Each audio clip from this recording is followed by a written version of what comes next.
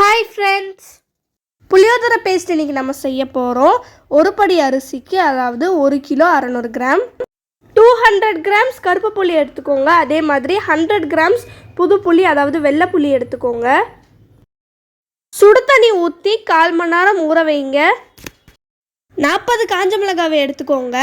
அதில் 20 மிளகாய் தனியாக பிரித்து ஒரு பிளேட்டில் கிள்ளி வச்சுக்கோங்க. 25 கிராம் வெந்தயம் எடுத்து பொன்னிறமாக வறுத்து எடுத்துக்கோங்க.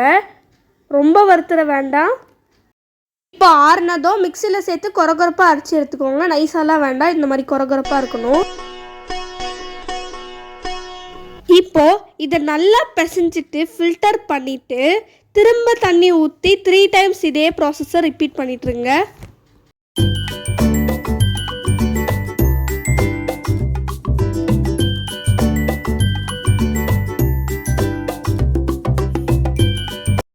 இதில் டஸ்ட் எப்படி ரிமூவ் பண்ணுறதுனா, இந்த புளிக்கரசில் 3 டைம்ஸ் வடிகட்டின பிறகு ஒரு பாத்திரத்தில் சேர்த்துட்டு இதை லைட்டாக சூட் பண்ணி எடுத்துக்கோங்க. 5 நிமிஷம் கழிச்சு நம்ம ஃபில்டர் பண்ணால் அடியில் டஸ்ட்டெல்லாம் இருக்கும், அந்த டஸ்ட்டு மண் அதெல்லாம் இருக்கும், அதெல்லாம் நம்ம எடுத்துடலாம். இப்போது 3rd டைம் புளி பிசைஞ்ச பிறகு இந்த மாதிரி இருக்குது பாருங்கள். அவ்வளோதான், இது வேஸ்ட்டு. இப்போது இதெல்லாம் செஞ்சு முடிச்சுட்டு நம்ம இப்போ புளி பேஸ்ட்டு செய்ய போகிறோம். அடிகனமான பாத்திரத்தில் இந்த புளிக்கரசில் எடுத்துக்கோங்க. இது நல்லா கொதிக்கிறப்போ 1 ஸ்பூன் வெந்தய பொடியும் 2 ஸ்பூன் மஞ்சத்தூளும் நம்ம சேர்த்துக்கோங்க. அதுக்கு அடுத்தது உப்பு தேவையான அளவுக்கு சேர்த்துக்கோங்க. நான் 2 ஸ்பூன் சேர்த்துக்கிறேன். நம்ம சாதத்துலேயே உப்பு சேர்த்துக்கிறனால உங்களுக்கு தேவையான அளவுக்கு சேர்த்துக்கோங்க.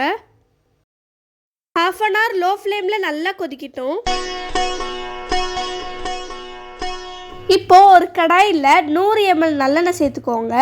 சேர்த்துட்டு கடுகு 20 காஞ்ச மிளகாய் நம்ம கிள்ளி வச்சோம் இல்லையா, அதையும் சேர்த்துட்டு லைட்டாக வறுத்துக்கோங்க.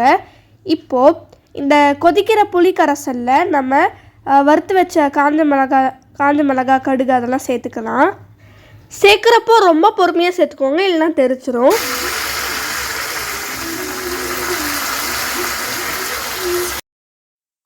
முக்கால் மணி நேரம் கொதித்த பிறகு எண்ணெய் பிரிஞ்சு வந்திருக்குது பாருங்கள், தனியாக பாருங்கள். இந்த ஸ்டேஜில் இப்போ ஸ்டவ் ஆஃப் பண்ணிக்கோங்க. இப்போது நம்ம மிக்சியில் அரைச்சி வச்சுல கொரகொரப்பாக அந்த வெந்தயத்தூள் சேர்த்துக்கோங்க. அதுக்கு அடுத்தது 1 ஸ்பூன் பெருங்காயத்தூள், அதுக்கு அடுத்தது கொஞ்சமாக பனை வெல்லம் சேர்த்துக்கோங்க. இதில் தான் டேஸ்ட்டே இருக்குது. இப்போ இதை நல்லா மிக்ஸ் பண்ணிக்கோங்க. அவ்வளோதான், நம்மளோட புளி பேஸ்ட்டு ரெடி ஆயிடுச்சு. இப்போ நம்ம புளி சாதம் செய்யலாம். அதுக்கு ஃபஸ்ட்டு தாளிச்சிக்கலாம். ஃபஸ்ட்டு ஒரு கடாயில் எண்ணெய் சேர்த்துட்டு கடுகு சேர்த்துக்கோங்க. கடுகு சேர்த்துட்டு உளுத்தம் பருப்பு சேர்த்துக்கோங்க, கடலைப்பருப்பு, காஞ்ச மிளகா, அதுக்கடுத்தது கருவேப்பிலை சேர்த்துட்டு ஸ்டவ் ஆஃப் பண்ணிக்கோங்க.